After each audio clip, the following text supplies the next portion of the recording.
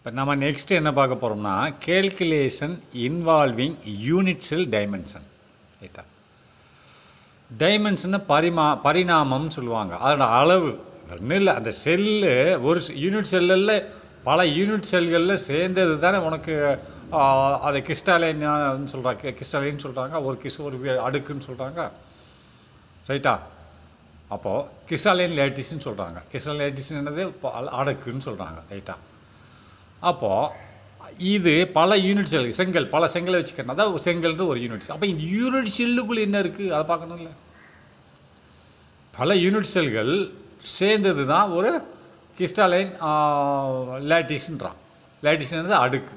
ரைட்டா, அதை வச்சு தான் வீடு கட்டியிருக்காங்க. ஆனால் இந்த யூனிட் செல்லுக்குள்ளே என்ன இருக்குது, என்ன அடுக்கு இருக்குது, அது 3 டைமென்ஷனல். எது லேட்டிஸ்ன்ற 3 டைமென்ஷனல், கிறிஸ்டாலைன் லேட்டிஸ்ன்ற 3 டைமென்ஷனல். ரைட்டா, அது இதுவும் 3 டைமென்ஷனல் தான். எது யூனிட் செல்லு 3 டைமென்ஷனல் தான், 2 டைமென்ஷனல் கிடையாது. க்யூப் இல்லையா, க்யூப்னா 3 டைமென்ஷனல்.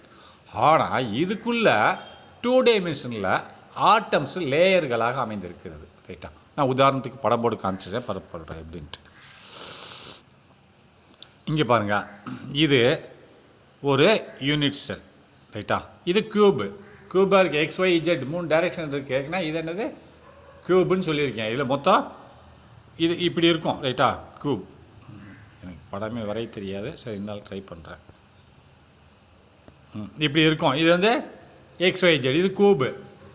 இப்படி பல க்யூபுகள் எல்லாம் வச்சு தான் நம்ம வந்து என்ன பண்ணோம்னா கிறிஸ்டாலைன் லேட்டிஸை உண்டாக்கியிருக்கோம். பல ஒரு வீடை உண்டாக்கிருக்கு. இது ஒரு செங்கல் மாதிரி பல செங்கலை வச்சு உண்டாக்கியிருக்கோம். ஆனால் இது 3 டைமென்ஷனில் இருக்குது, முப்பரிமாணத்தில் இருக்கிறது.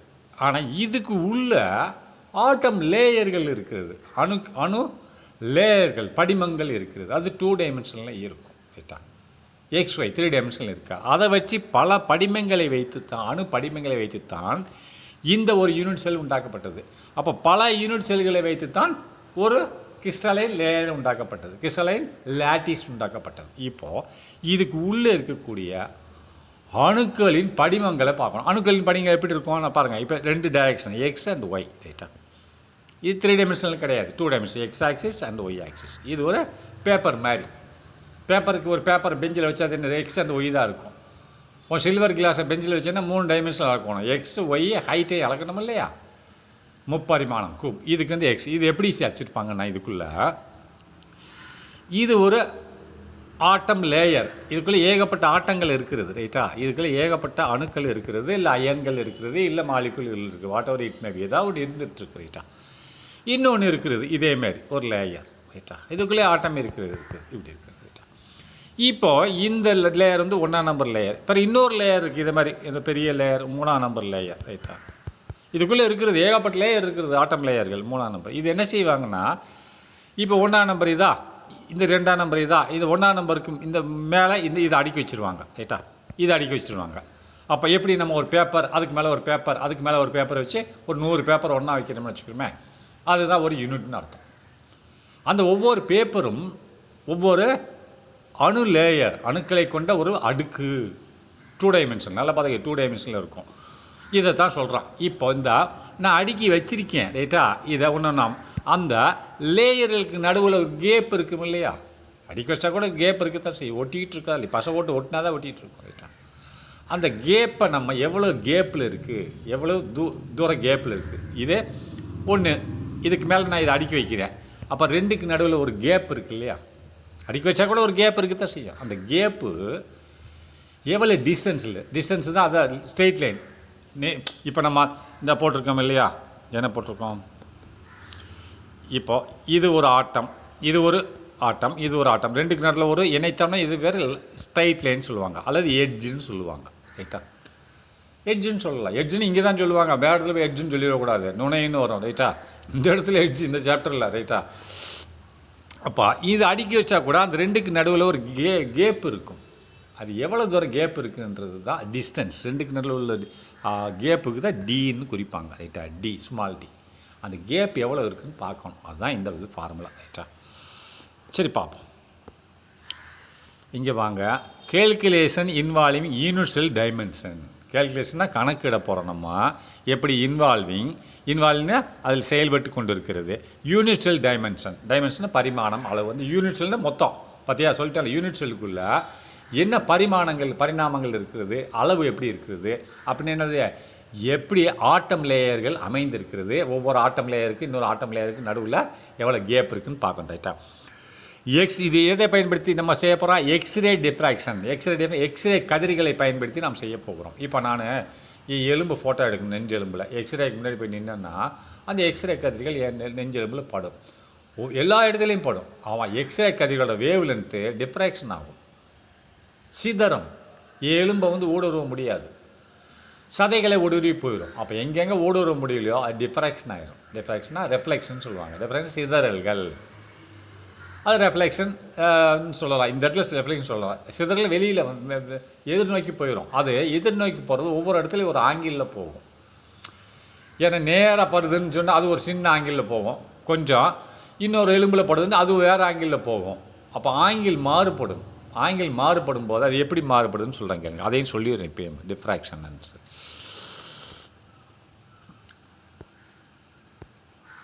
இங்கே வாங்க. இப்போது எக்ஸ் கதிர்கள் இப்படி விழுகுது. ரைட்டாக வச்சுக்கிறோமே, இது என்னோட இது ரைட்டா.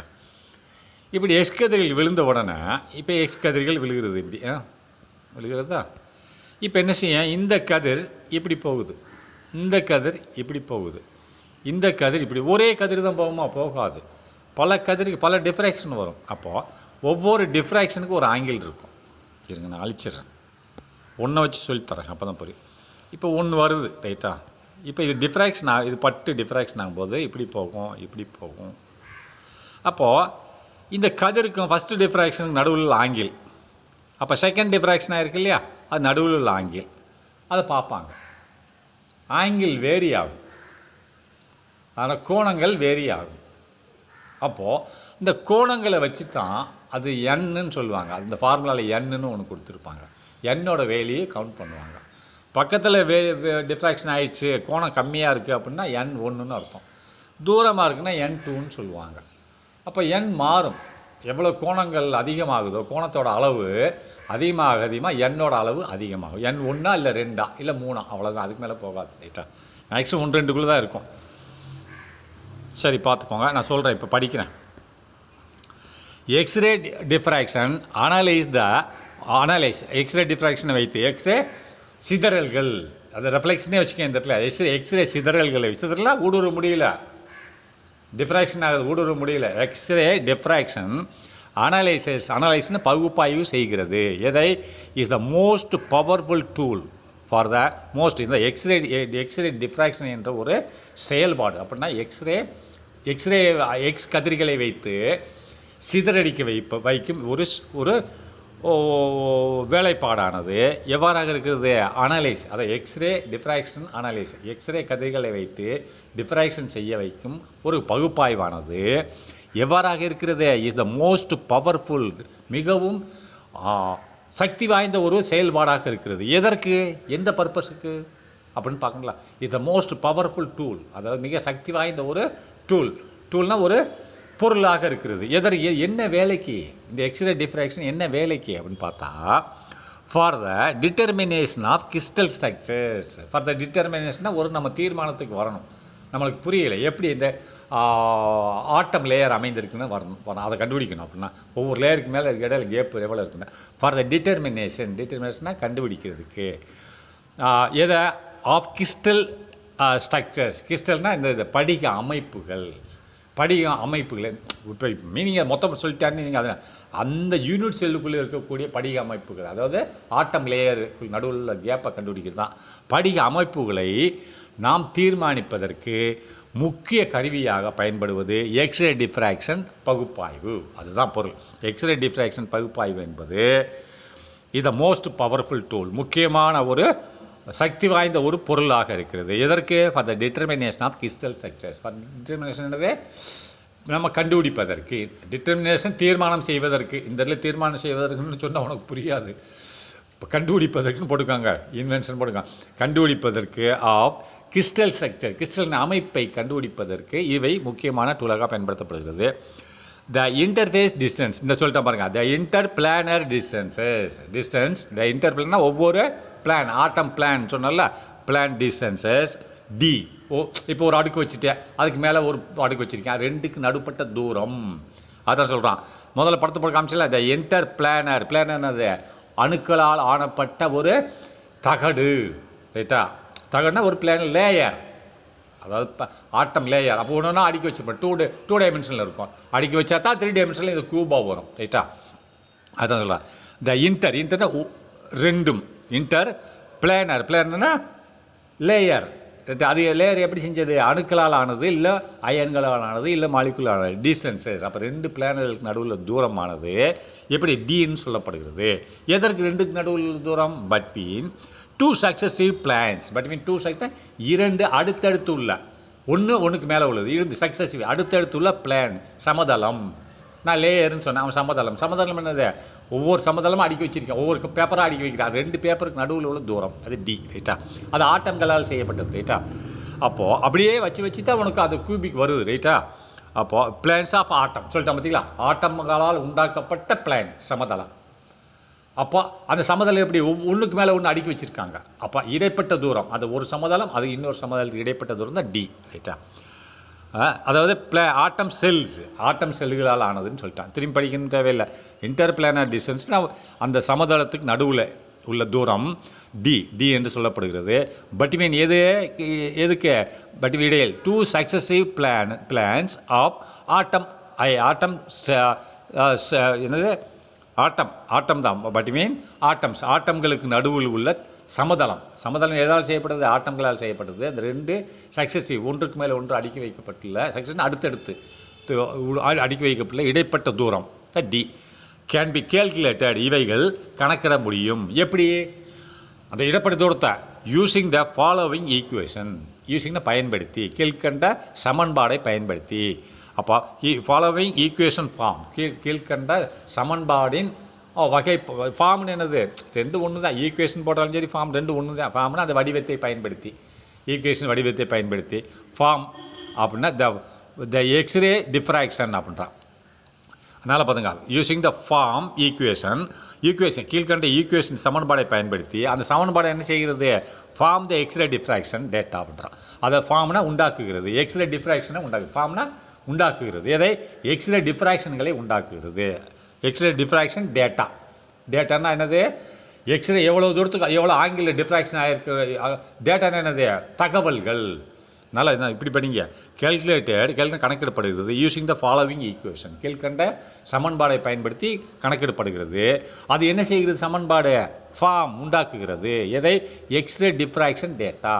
எக்ஸ்ரே கதிர்பட்டு டிஃப்ராக்ஷன் ஆகக்கூடிய தகவல்களை சொல்லுகிறது. அப்போ எப்படி டிஃப்ராக்ஷன் ஆகுது? எந்த ஆங்கிளில் காமிச்சிருக்கல? ஆங்கிள் மாறுமுற்று அதை தான் அந்த ஆங்கிள் என் அப்படின்னு சொல்லுவாங்க. ஆங்கிள் மாறும் 1 2 பார்ப்போம். ஆங்கிள் மாற என் மாறும். ரைட்டா? அப்போது டிஃப்ராக்ஷன் டேட்டா அதுக்கான டேட்டானா அந்த தகவல்கள். அது என்ன formula? 2D sin θ = n lambda. அப்போ லேம்டான்றது என்னது? Wavelength. எதனோட வேவ் லென்த்து? எக்ஸ்ரே கதிரோட வேவ் லென்த். ரைட்டா? n அப்படின்றது என்னது? டிஸ்டன்ஸ். பட் என்னன்றது என்னது? என்ன சொல்லியிருக்கான்? அதாவது என்னன்னா அது நல்லா கேளுங்க. n is the order of the diffraction. நான் n 1 2 3ன்னு சொல்லியிருக்கேன். ஆர்டர்னு என்னது? அப்போ நான் பிற சொல்கிறேன். இப்போ தீட்டான்னு என்னது? அந்த நான் இப்போ இருங்க படமே போட்டுறேன். இப்போ படுது கதிர் இப்படி மேலே, இதான் பிளேன். ரைட்டா? இது ஒரு பிளேன். ரைட்டா? இன்னொரு பிளேன் இதுக்கு மேலே இருக்கப்பா. அப்போ இதுக்கு மேலே படும்போது இன்னொரு பிளேன் மேலே படுது. இப்படி டிஃப்ராக்ஷன் ஆகுது. அப்போ 2க்கு நடுவில் உள்ளது தீட்டா. அப்போ இன்னொன்று டிஃப்ராக்ஷன் ஆகுது, அது இன்னொரு தீட்டா. ரைட்டா? அப்போது இது குறுகிய தூரத்தில் டிஃப்ராக்ஷன் ஆகும்போது இதனோட வேல்யூ n = 1 இருக்கும். அதிகமான ஆங்கிளில் பண்ணும்போது n = 2 இருக்கும். சரியா? அப்போ தீட்டான என்னது? அது இதனோட ஆங்கிள். இந்த படுற கதிருக்கும் டிஃப்ராக்ஷன் ஆகிறதுக்கும் நடுவில் உள்ள ஆங்கிள் அது மாறுபடும் எண்ணும் மாறுபடும். 1 2 மாறுபடும். ரைட்டா? இவ்வளவு தான். சரி, அதை நான் சொல்லிடுறேன். எனக்கு நான் இப்படி படிக்கிறேன் இவங்க உள்ள மாதிரி 2D sin θ = n லேம்டா. இவன் என்ன சொல்லியிருக்கான்? The above equation known as மேலே சொன்ன ஈக்குவேஷன் வந்து என்னது?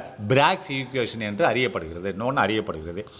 மேலே சொன்னால் சமன்பாடானது இஸ் நோன்னு அறியப்படுகிறது as பிராக்ஸ் ஈக்குவேஷன் என்று அறியப்படுது. வேர் அங்கே அந்த ஈக்குவேஷனில் வேறுனா அந்த ஈக்குவேஷனில் lambda is the wavelength of x ray.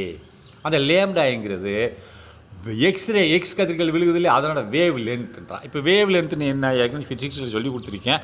இருந்தாலும் இப்போ ஒரு அலை இது போகுது, இது வந்து பாசிட்டிவ் ஆம்ப்ளிடியூட், இது வந்து நெகட்டிவ் ஆம்ப்ளிடியூட். ரைட்டா? ஆம்ப்ளிடியூட்னா இந்த சென்ட்ரல் லைன்லேருந்து மேலே உள்ளது இதுதான் ஆம்ப்ளிடியூட்னு சொல்லுவாங்க, ஹைட்டு. இது நெகட்டிவ் ஆம்ப்ளிடியூட். அப்போது இது போயிட்டு இப்படி வருது, இப்படி போகுது. இப்போது வேவ் லென்த்துனா ஒன்று இந்த பாசிட்டிவ் டு இந்த பாசிட்டிவ்னு பார்க்கணும். இந்த தூரம் இடைப்பட்ட தூரம் அதுதான் வேவ் லென்த். எதை விட இடைப்பட்ட தூரம் தான் வேவ் லென்த். இல்லை இந்த நெகட்டிவ் டு இந்த நெகட்டிவ் பார்க்கணும், இந்த நெகட்டிவ் டு இந்த நெகட்டிவ் பார்க்கணும், இது வேவ் லென்த். இல்லை இங்கே சென்டர் டு சென்டர் பார்க்கலாம், இந்த centre point to centre point பார்க்கலாம். எப்படி பார்க்குறியோ அதான் வேவ் லென்த். அது மேக்ஸிமம் என்ன பார்ப்பாங்க, positive amplitude to next positive amplitude தான் பார்ப்பாங்க. அது ரெண்டு இடைப்பட்ட தூரம் தான் வேவ் லென்த். இது மாறும். எப்போ மாறும் அப்படின்னா சொல்கிறேன் கேளுங்க. இது ஒரு லைன், ஃப்ரீக்வன்சி அதிகமாக இருந்துச்சுன்னா இப்படி இப்படி இப்படி போகும். ரைட்டா? ஃப்ரீக்வன்சி கம்மியாக இருக்குன்னா இப்படி போகும். ஃப்ரீக்வன்சி கம்மியாக இருந்தால் இப்படி போகும், தூரம் கொடுக்கும், வேவ் லென்த் அதிகமாக இருக்கும். ஃப்ரீக்வன்சி கம்மியாக இருந்ததுன்னா சுருங்கி போகும். அப்போ இங்கே பாரு, இதுக்கு எவ்வளோ தூரம் இருக்குது, கம்மியாக தான் இருக்கிறது. ரைட்டா? அப்போ இதுக்கு எவ்வளோ தூரம் இருக்கு பாரு. அப்போ இதில் ஃப்ரீக்வன்சி ஜாஸ்தியாக இருக்கிறது, நெருக்கி போகுது. இதில் ஃப்ரீக்வன்சி கம்மியாக இருக்குது, தூரம். அப்போ இதில் வேவ் லென்த் ஜாஸ்தி, இதில் வேவ் லென்த் கம்மி. ஆனால் இங்கே எக்ஸ்ரேவோட வேவ் லென்த் ஒன்று தான், அது கூடாது குறையாது, புரிஞ்சுதா? அது அதே வேவ் லென்த்தில் போகும். என்ன கூடும், ஆங்கிள் கூடும். ஆங்கிள் கூடிச்சு நீ அன்னு கூடும், அவ்வளோதான், வேறு எதுவும் கிடையாது. ஃப்ரீக்வன்சி வந்து அதோட வேவ் லென்த் ஒன்று தான். அப்போ த above equation known as the Bragg's equation, where அங்கே lambda is the wavelength of X-ray used for diffraction. Lambda என்பது என்னது, wavelength of X-ray, X கதிர்களின் ஒரு வேவ் லென்த், அலைவரிசை சொல்லிட்டேன். அலைவரிசைன்னு சொல்லிட்டு என்னன்னு சொல்லிட்டேன், யூஸ்டு பயன்படுத்தப்படுகிறது ஃபார் டிஃப்ராக்ஷன். டிஃப்ராக்ஷன்னா சிதறல்களுக்கு பட்டு சிதறம். ரைட்டாக பயன்படுத்தப்படுகிறது. அப்போ next theta is the angle of diffraction. அங்கே தீட்டான்னு சொன்னாலே இப்போ கம்ப்யூட்டர் கமிஷனில் அந்த டிஃப்ராக்ஷன் ஆகிறது, அது படுறதுக்கும் டிஃப்ராக்ஷன் ஆகிறது நடுவில் உள்ள ஆங்கிள், அது எவ்வளோ ஆங்கிள் பார்க்கணும். Diffraction angle of the diffraction. N is the order of diffraction. N என்றது அது எந்த ஆர்டரில் டிஃப்ராக்ஷன் ஆச்சு, 1 நாள் 2 பக்கத்தில் டிஃப்ராக்ஷன் ஆச்சுன்னா ஆங்கிள் கம்மியாக இருந்தால் 1, தூரமாக இருந்தால் 2. அதான் ஆர்டர்னா வரிசை ஆஃப் டிஃப்ராக்ஷன். எந்த வரிசையில், 1ஆம் நம்பர் வரிசையில் 2ஆம் நம்பர் வரிசையில், அதுதான் n order of diffraction. Next by knowing the value of, நம்மளுக்கு இப்போ 3 தெரிஞ்சு வச்சுன்னா நம்ம என்ன கண்டுபிடிக்கணும், டி தானே கண்டுபிடிக்கணும். டினா டிஸ்டன்ஸ் பிட்வீன் பிளான்ஸ், இந்த 2 பிளானுக்கு நடுவில் உள்ள அந்த லேயருக்கு நடுவில் உள்ள அணுக்களால் செய்யப்பட்ட லேயர்களுக்கு நடுவில் உள்ள தூரத்தை கண்டுபிடிக்கணும். அதான் டி. இந்த ஈக்குவேஷனில் டியை தனியாக பிரிச்சிரு. டியை தனியாக பிரிச்சுன்னா இந்த 2D sin θ கீழே போயிடும். அப்போ n lambda = 2 sin θ கீழே வந்துடும். ரைட்டா? இப்போது நோவிங் த வேல்யூ, இது என்ன, நம்ம டி வேணும், என்னது n வேணும், லேம்டா வேணும், தீட்டா வேணும், அவ்வளோதான். அப்போது இது 3 தெரிஞ்சுன்னா டி கிடச்சிடும், 2 பிளாட்டுக்கு நடுவில் தூரம் கிடச்சிடும். By knowing the value of தீட்டாவோட வேல்யூ நமக்கு தெரிஞ்சிச்சுன்னா diffraction, angle of diffraction. And லேம்டான்றது ஏற்கனவே நீ எக்ஸ்ரேவோட வேவ் லென்த் காமன், அதை நீ கண்டுபிடிச்சி அது நீ உனக்கு கொடுத்துருவாங்க. இல்லை அது காமன், அது பொதுவானது. ரைட்டா? அது பொதுவானது லேம்டா. அண்டு என்னன்றது எந்த இடத்துல வந்து ஆர்டர் ஆஃப் டிஃப்ராக்ஷன், எந்த இடத்துல அது அந்த ஆங்கிள் ஆஃப் டிஃப்ராக்ஷன் வந்து கம்மியாக, அதாவது தீட்டா வந்து அதிகமாக இருக்கா இல்லை கம்மியாக இருக்கா. கம்மியாக இருந்தால் அதில் வந்து என்னது, வேவ் லென்த் ஜாஸ்தியாக இருக்கணும். அப்போது அது வந்து 1, அதிகமாக இருந்தால் 2, அதை வந்து ஆர்டர் ஆஃப் டிஃப்ராக்ஷன் சொல்லுவாங்க. அதை நீ கண்டுபிடிச்சிட்டேன்னு சொன்னால், அது எல்லாம் தெரிஞ்சிடுச்சுன்னு சொன்னால் உனக்கு we can calculate the value of D, நீ டியை கண்டுபிடிச்சிடலாம். அப்போ எல்லாமே தெரிஞ்சிடுச்சுன்னா இது கண்டுபிடிச்சிடலாம். அப்போ யூஸிங் தீஸ் வேல்யூஸ், இந்த வேல்யூ, இந்த மதிப்புகளை பயன்படுத்தி, இந்த லேம்டா என் தீட்டா வேல்யூகளை பயன்படுத்தி, அதாவது using these values the edge length நான் முதல்ல சொல்லியிருக்கேன். எட்ஜ் இந்த இடத்துல யூஸ் பண்ணுவாங்க. எதுக்கு, டிஸ்டன்ஸ் பிட்வீன் 2 பிளேட். அப்படி ஒரு ஸ்ட்ரைட் லைன் வர இடமில்ல, அதை தான் சொல்கிறான். டிஸ்டன்ஸ் பிட்வீன் 2 பிளேட் தான் எட்ஜ் லென்த்துன்றான். ரைட்டா? நீங்கள் எட்ஜுன்னு என்னமோன்னு சொல்லிடக்கூடாது. இப்போ நான் திரும்பி வேணால் காமிச்சிடுறேன். சில ஸ்டூடெண்ட்ஸ் குழம்புவாங்க. இப்போ எட்ஜ் லென்த்துனா இது ஒரு ஆட்டம். அப்போ டிஸ்டன்ஸ் பிட்வீன் these 2 ஸ்ட்ரைட் லைன்னு சொல்லுவாங்களா, ஸ்ட்ரைட் லைன் டிஸ்டன்ஸ், ஒரு நேர்கோடு. உதாரணத்துக்கு சொல்கிறேன், இது ஒரு ஆட்டம், இது நேர்கோடு போட்டாலே இது ஸ்ட்ரைட் லைன், நேர்கோடு. அப்போ 2க்குள்ளே தூரம் தானே, இதை தான் எட்ஜுன்னு சொல்லுவாங்க. நேர்கோடு தான் எட்ஜுன்னு சொல்லுவாங்க. அப்போ 2 பிளேட்டு, இது ஒரு பிளேட்டு, இது ஆட்டங்களால் ஆனது, இது ஒரு பிளேட்டு, இது ஒரு பிளேட்டு. அப்போ இந்த பிளேட்டை தூக்கி நான் இதுக்கு மேலே வச்சுருக்கேன். அப்போ இந்த 2 பிளேட்டுக்கு நடுவில் உள்ள தூரம் அதான் எட்ஜு. எப்படி ஒரு நேர்கோடு போட்டேன்னா தெரியும் அப்படின்ற அதான் சொல்கிறோம். ரைட்டா? அப்போ using this value the edge லென்த்னா நீளம், அந்த 2க்கு நடுவில் உள்ள நீளம் of edge length of the unit cell can be calculated. Edge length 2 unit cell ஏகப்பட்டது அடிக்கிருக்கான். முதல் நம்ம 2 கண்டுபிடிப்போம், அப்புறம் அடுத்ததை கண்டுபிடிப்போம். ரைட்டா? அப்படியே கண்டுபிடிச்சிட்டு போனால் நம்ம தெரிஞ்சுப்போம். Can be calculated. இவ்வளோ தான். சரியா?